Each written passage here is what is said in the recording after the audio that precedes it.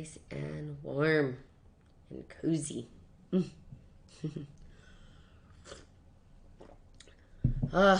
Tell you, 2020 couldn't end soon enough.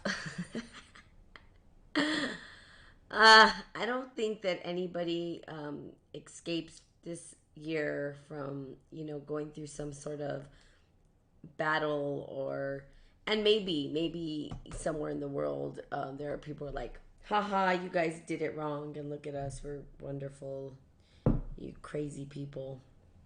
But I almost feel like everybody on the planet is going through something, because when we talk about the cosmos and we talk about what we see sort of surfacing all over, um, there's this something called the dark night of the soul. And some people know about it, some people don't know about it. I've known about it for probably 8 years now. Maybe, yeah, about 8 years. And that's because I've been through the dark night of the soul. And the reality is that I believe that we continue to go through the dark night of the soul. I don't know that it's something that stops, but I think there's probably really big times in our life where we're going through the dark night of the soul. Now, here's what's happening cosmically.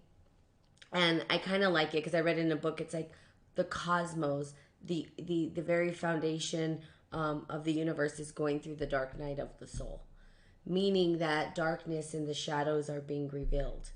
Okay. And it's funny because I read a post this morning about how dark forces can't stop what God has ordained, right? And stuff. And so I said, interesting. The old paradigm and the old way of thinking, what does that mean? And I think in the old way of thinking, in the old way of understanding that message, would be ordained through another human being. And I like that it says God ordains, right? But here's the deal. God has given us the light. We also have choice. And we can choose to live and lurk in the darkness if we choose to. We can stay in the darkness if we choose to. Well, God has ordained what is light. That doesn't necessarily mean that we choose the light. It doesn't mean that automatically the light is given to us. We ourselves have to go through the darkness to get to the light. That takes discernment. It takes the understanding that we need eyes to see in the dark. And we must then stand up for what is righteous, what is good. You can or cannot. I mean, it's totally up to you. But as we walk through the darkness, right, it's kind of like this. It's like you go into a dark room. And you're in this dark room, and then you can't see, right? It's like you can't see. It's like everything's super dark and you can't see. And it's like, I can't see in the dark. And then all of a sudden, you're able to see in the dark. Your vision starts to open up, and before you know it, you're able to see. And you're like, wow, now I can see in the darkness. Okay? Some people don't ever get to see the light in the darkness. Some people stay in the darkness, but it's by choice. And that's the beauty of it, is that we have the choice to allow ourselves to walk towards the light and see. But we must discern what are the dark forces pulling us into the darkness over and over and over and over again. And here's the deal. Not right, wrong, good, or bad. It is just the bane of our suffering, right? It's like if you continue to allow dark forces to bring you into the darkness and you stay there, your suffering is going to be higher. It's not a right, wrong, good, or bad thing. It has nothing to do with that. It's neutral. It's just that the individual that's in the darkness is experiencing suffering. If you're experiencing suffering in your life, it's probably because you're in the dark. Now, again, not right, wrong, good, or bad, but a consequence happens when we play there too long.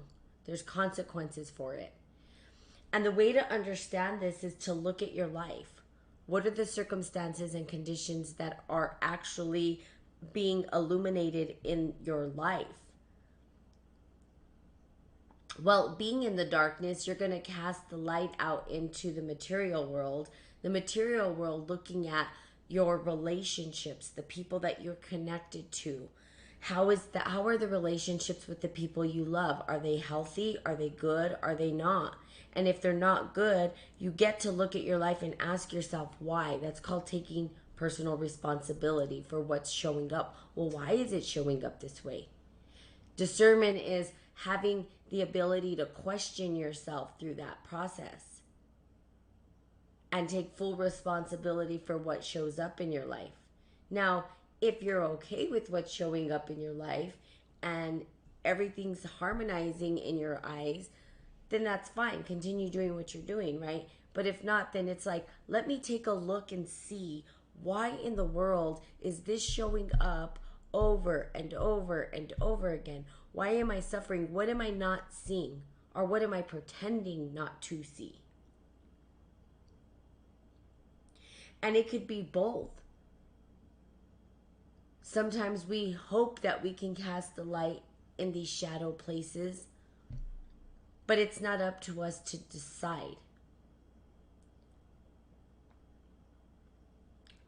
Only people who want to come to the light will choose that. We can't force people into the light. That's not how this works.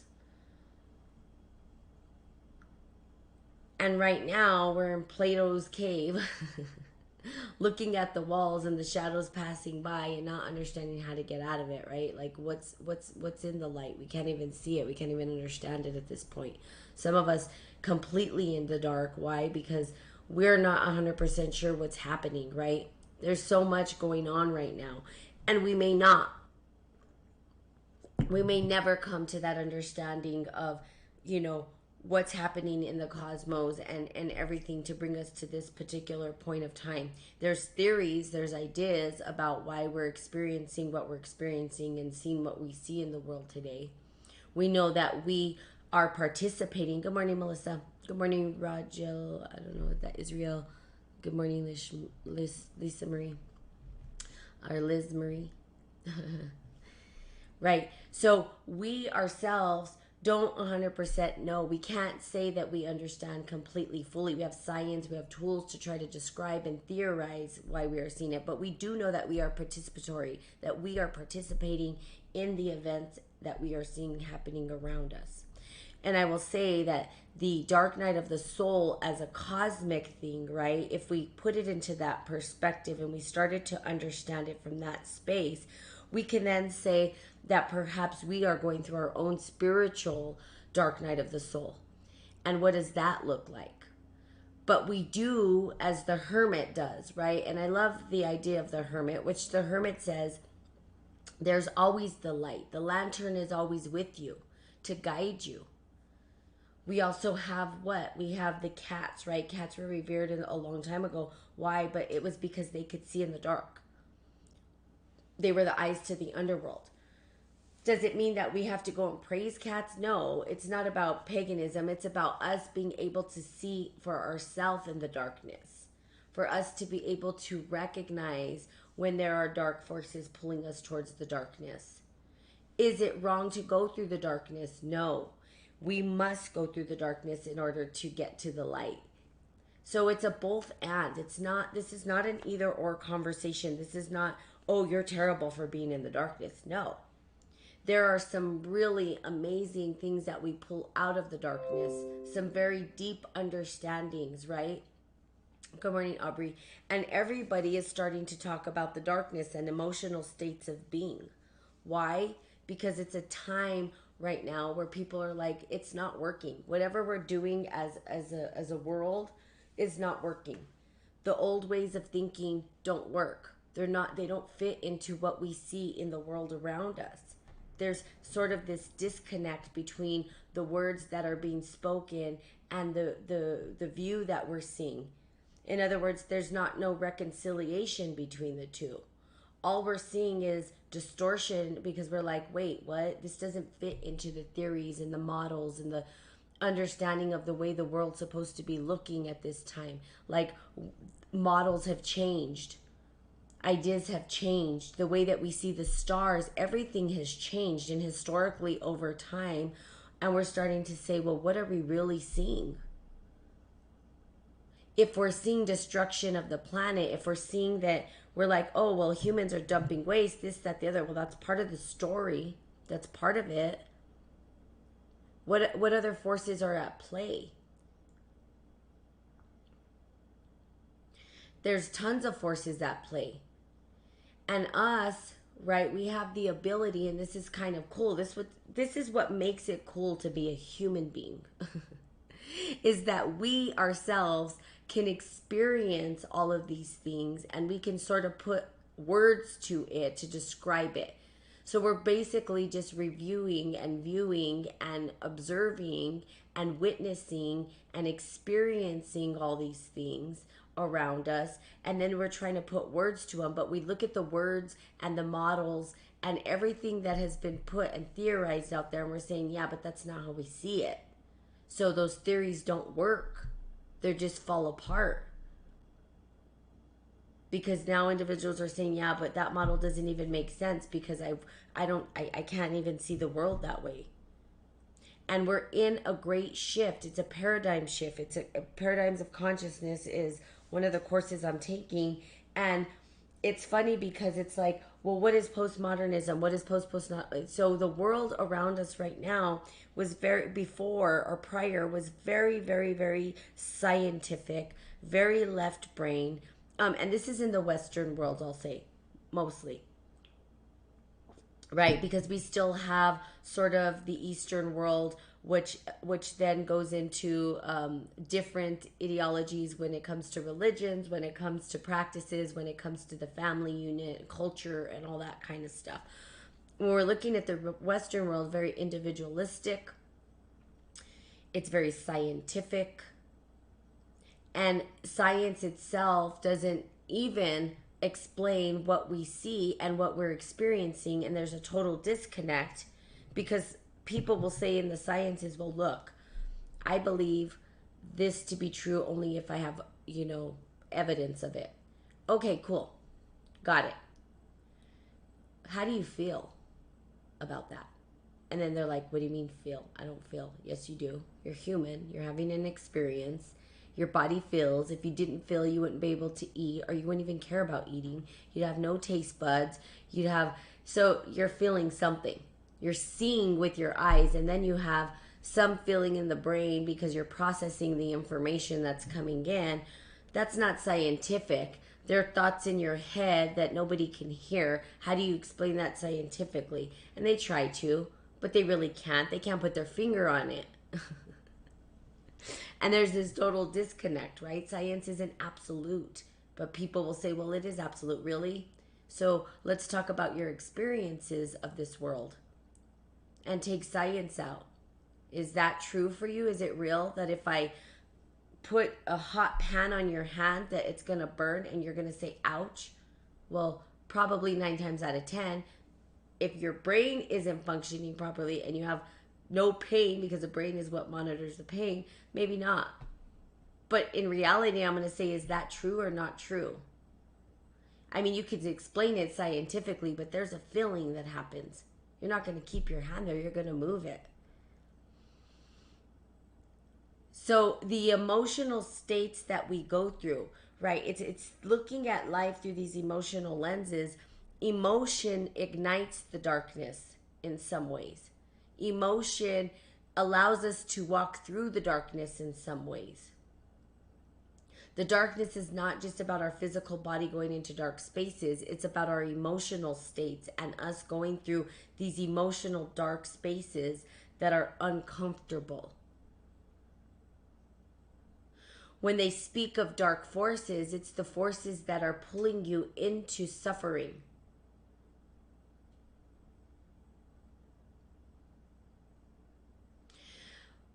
Okay, so what is that? What is suffering, right?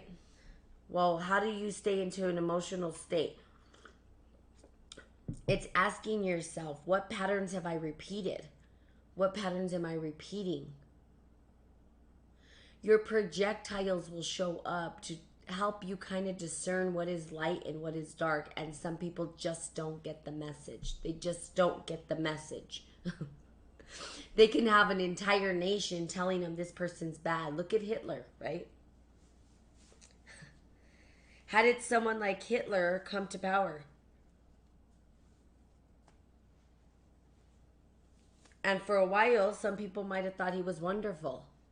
He was the best thing on the, best thing since peanut butter and jelly sandwiches. And then what happened? Well, we know what happened with Hitler, right? He went and executed all kinds of people, genocide.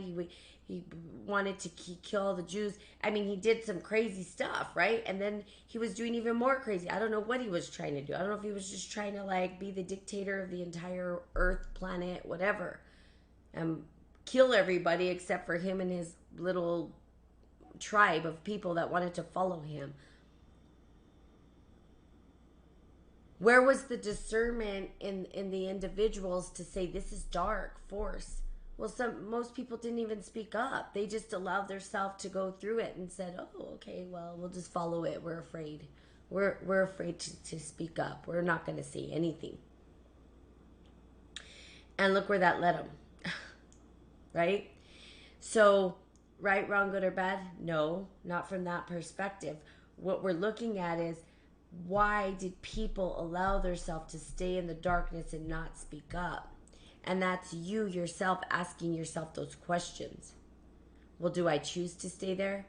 I'm sure there's projectiles and people saying, red, don't do it, don't do it, don't do it, stay out. And you can get a million, trillion, gazillion warnings, and guess what? You still walk right into it. So why don't we listen to our people? The people that care about us the most, the ones that are always going to be there, the ones that are always going to pull us up when we're down, the ones who are going to accept us no matter what, the ones who are going to make sure that we take our medicines and make sure that we're okay, and that give all that we can to make sure that that person's provided for.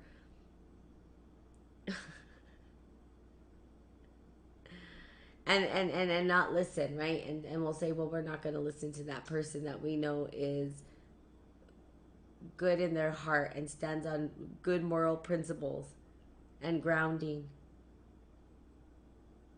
and we won't listen. We won't listen to them. Why? Because we have to go through our own dark night of the soul. We have to be the ones going through it. Why? Because at the end of the day, we have to experience it in order to recognize what's available on the other side of that. And that's through experience. You can't. So, in other words, what I'm trying to say is that yes, we go through these dark spaces, and yes, we're going to have people say, don't go, don't go. What are you doing? Just stay out of there. Don't go that direction. And they're going to go anyway. And you're going to be like, what the world are you doing? Why would this person choose to do this? What? And everybody's scratching their heads. Everybody can see the warning signs. Everybody's even telling you, like, if you drive your car on that bridge going a million miles an hour, you're going to fall off because there's construction there and the bridge is not finished. And you still see people drive a million miles an hour down the bridge and go right off the edge. And you're going, I warned you. I don't know why you didn't believe me or trust me or why you weren't listening to me, but they do it anyway, right? So we do it because we love the person. We do it because we don't want the person to be harmed. But the reality is sometimes you've got to just open up your arms and say, go for it. By all means, have fun. Now, on the other end of it, right, is not the I told you so. And you could be this person or whatever, but it's accepting people with open arms and saying, all right, okay, now do you get it now? Hopefully you get it now. Are you going to repeat it again and again and again and again? And then eventually you say, well, I can't be a part of this. But we go through the dark night of the soul. We have to go through the dark night of the soul because when we do, we start to recognize our own patterns that are keeping us and holding us back. And it seems scary sometimes. It's not easy to be in those emotional states, right? Where it feels like everything's caving on you, or you're depressed, or there's anxiety, or there's overwhelm, and you're experiencing all this trauma coming up and you're crying and you're like, what is going on? really those are the opportunities to say, okay, how am I creating this in my life? And how do I maneuver through it? Not to act like it doesn't exist, but how do I go through it? Right? And then there's those people that are like, I don't want to go through it. I'm going to run away from it. No, you can't. You can try. You could try to run away from it, but guess what? It's going to come smack you right back in the face again until you're able to go through it completely. Some people, I think maybe some people, they may die not ever, and maybe that's where the idea of reincarnation came in, is like you see these people battle, go to the same patterns over and over and over again, not even recognizing it's a pattern, right? It's the awareness that it is a pattern, the recognition, because that's the first part of healing, is saying, oh my God, I'm doing the same thing all over again. What am I doing? Wait, what? I'm doing this all over again. How do I maneuver through that pattern, and how do I get to the other side of that? And sometimes it's having a real conversation with yourself. You got to get real with yourself. That's not easy. To get real. It's called real talk. It's called tough love for self. And sometimes we need to have that real tough love where it's like, okay, how did I create this? How am I responsible for the results I'm seeing in my life? It's that full responsibility for what we see in our life. And sometimes it's so hard. It's such a hard pill to swallow. Like, oh my God, I created this. I created this. And the recognition of it, though. But that helps us to get to the other side. It helps us maneuver through the shadows.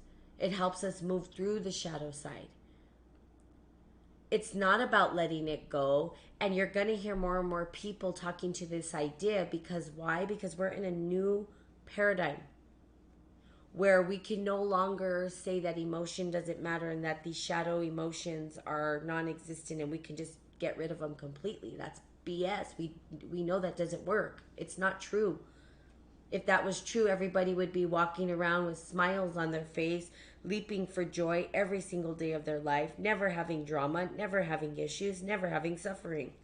But that's not what we see. So every religious sector that promises that you're never going to experience pain and heartache again, that's not true. Not here in this three-dimensional space. So what we're seeing is a shift in consciousness, or a shift in the paradigm, and the shift in the way that people engage the world. And they're saying, well, I feel sad. Why can't I talk about this? And it's opening up the opportunity for people to actually talk about what's truly inside, which is sometimes hurt and sadness and pain and suffering. And there's nothing wrong with you. That's part of the experience. And we've forgotten that there's beauty in going through it. And we avoid it, and we cause more suffering for ourselves.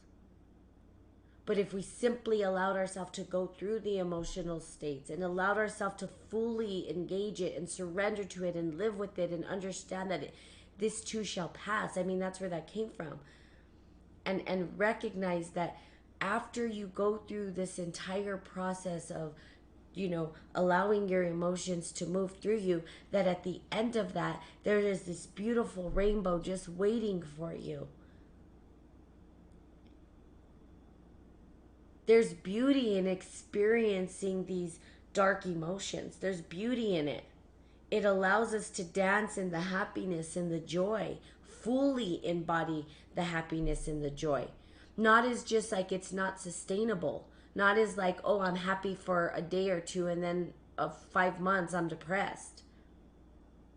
Good morning, Adriana. But like the embodiment of going through the process and saying, I know that once I get through the process, I can have 5-6 months of joy. And then something else shows up and more suffering shows up. And it's a never-ending cycle in this three-dimensional time space. We cannot deny it anymore. That's where we're at. We're at a place where we no longer need to deny it. That we can be real with each other. People are like, Natalie, you're so authentic. I just admire that. I'm like, no, you have it in you too. I'm just going to put it out on the table right up front. I'm not gonna lie, I go through all kinds of shit. I like this. It's just what I'm in. Yeah, we all are. It's the whole world is going through the dark night of the soul. But it's beautiful, and it can be beautiful if we allow ourselves to accept and understand that it's a tool. It's a tool, it's a process. It was built into us for some reason. Now some of it was historically a biological thing for what, like the fight, flight, freeze, and the fear and all that stuff was built into us for survival.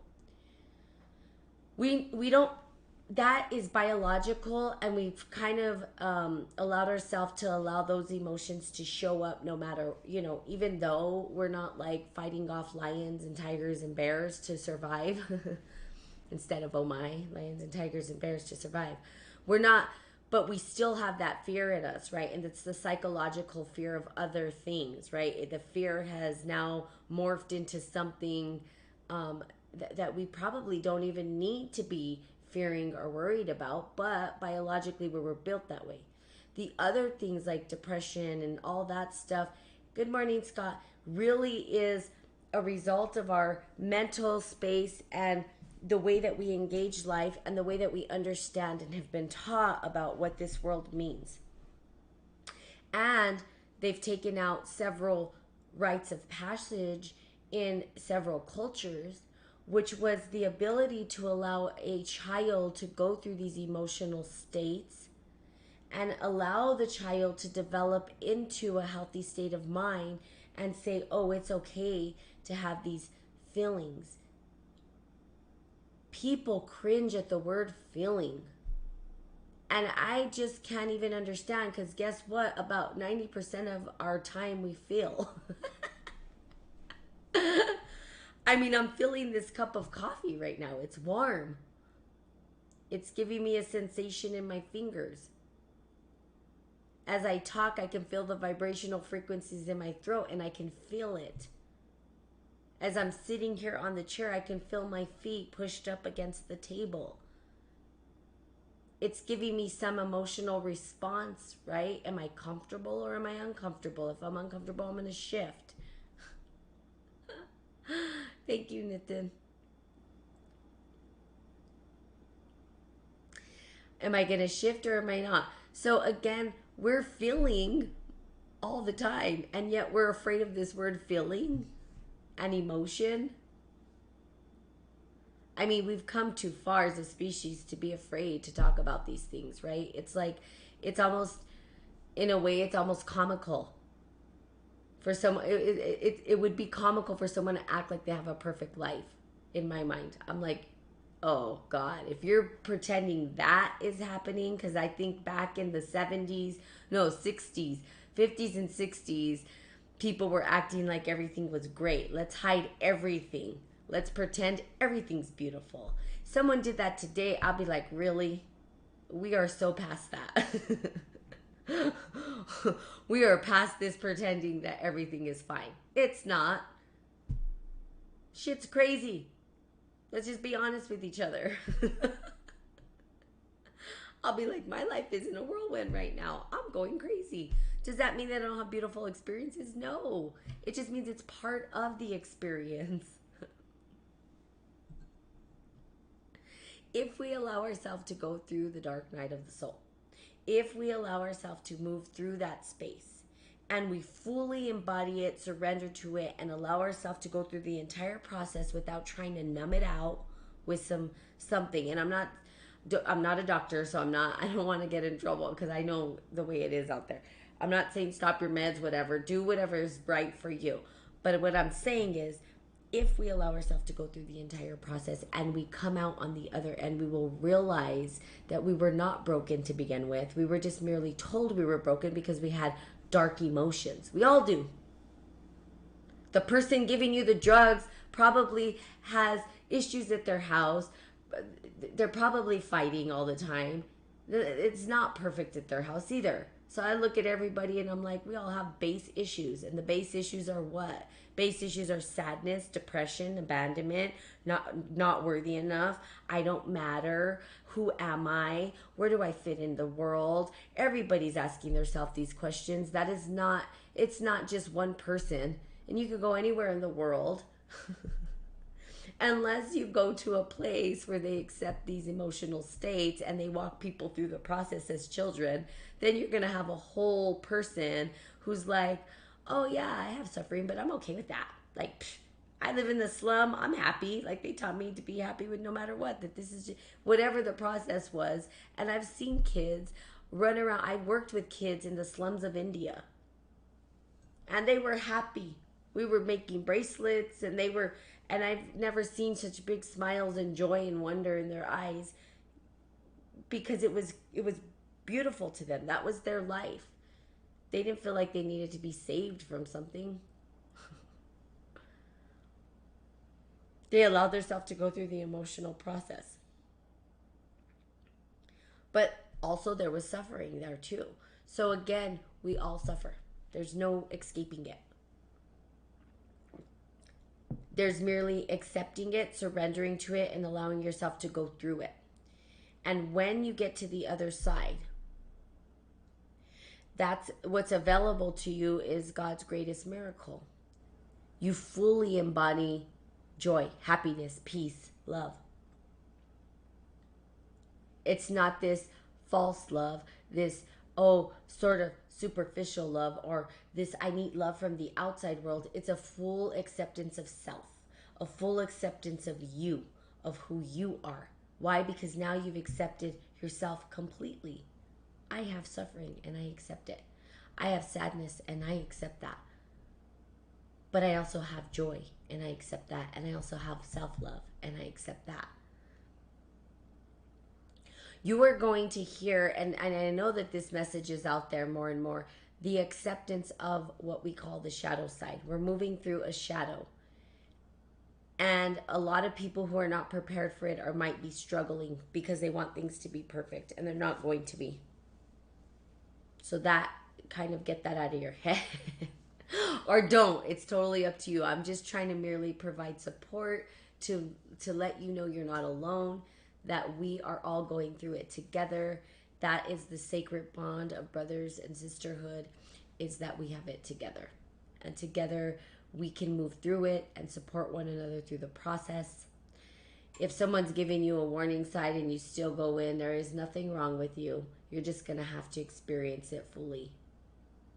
And then there's people who've gone through it fully, and then someone's giving them a warning sign and they go, yeah, I think I'll skip on that particular challenge. I'm good there. And then another one will arise. But it's all an opportunity to recognize those parts that need to heal. So right now, what is Natalie going through? I'm going through some deep healing and abandonment issues. And the abandonment obviously comes from childhood, because it's all rooted in the base of it, right? And I go back to my past to recognize and reconcile, not to stay there, but to understand how it's impacted relationships now. So going to the past is not a problem. It's when people stay in the past and don't come back from the past that become an issue and a challenge to them physically, mentally, spiritually, all of that stuff. So working through abandonment it's a challenge for me right now. Feeling like the not worthy, and like I'm not enough, right? And it comes from these deep rooted childhood memories.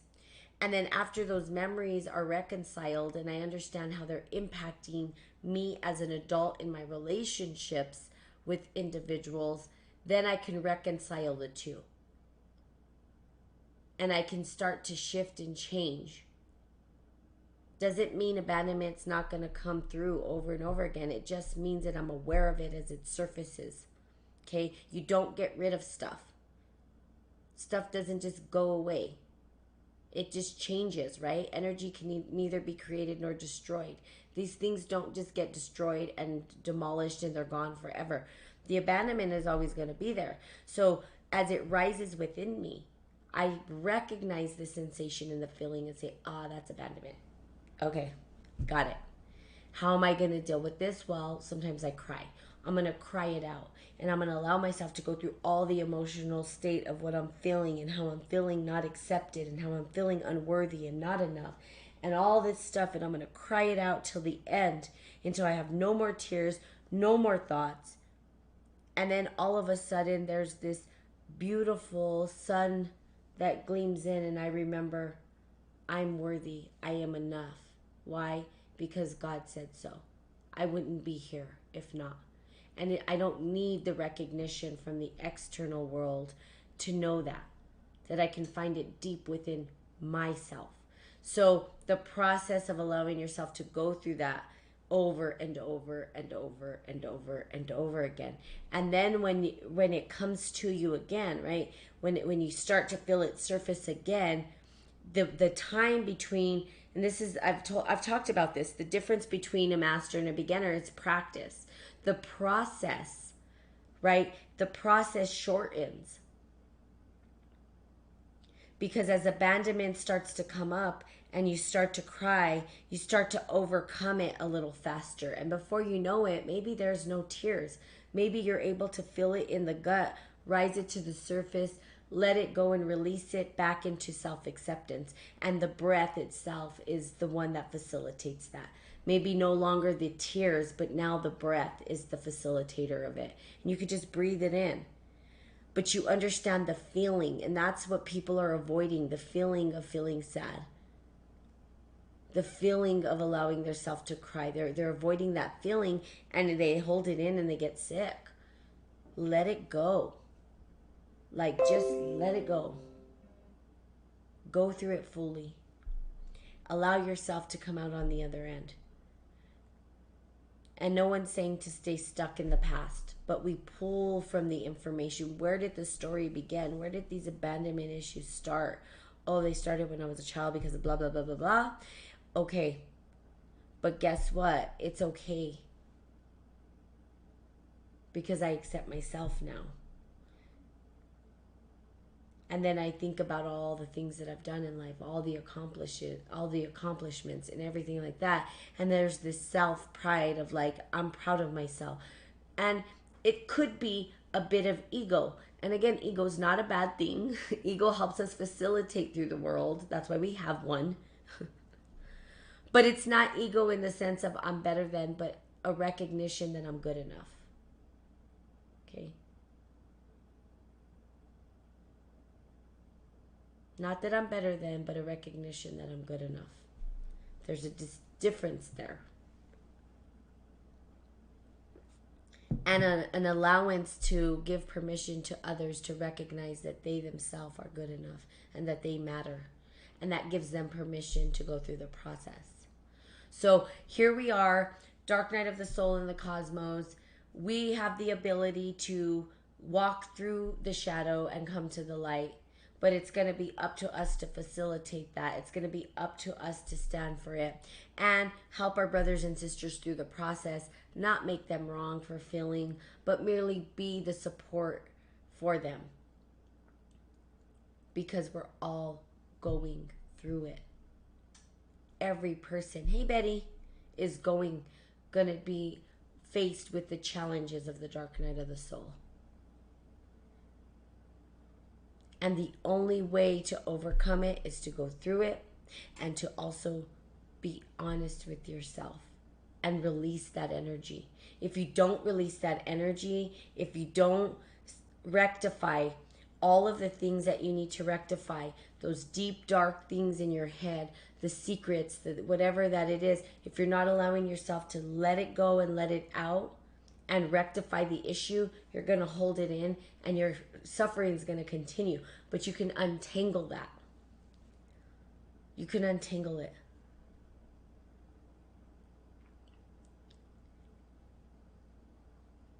So we've got to get real with ourselves. And when you get real with yourself and you get authentic with yourself and you completely are honest with what's going on and you're able to communicate, articulate, and let it go.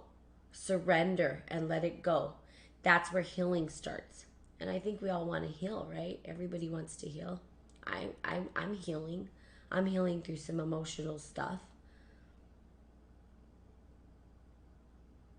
I'm not independent of that. I don't, it's not like I just talk about it, but it's not like my life. I have beautiful life, don't get me wrong, but it's not like I don't have suffering. I do. I go through it all the time.